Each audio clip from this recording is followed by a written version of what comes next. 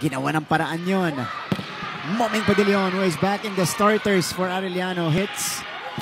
Bam!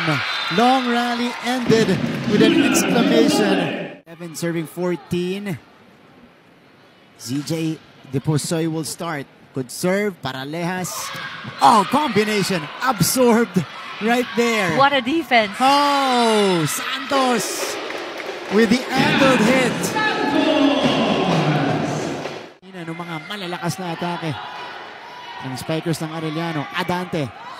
Underhand pass. Moming. Absorbed by Lazarte.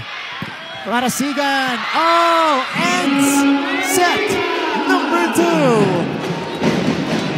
What a finish. San Sebastian with the 8-point turnaround. And it is ended by Tina Marasigan, who has provided the goods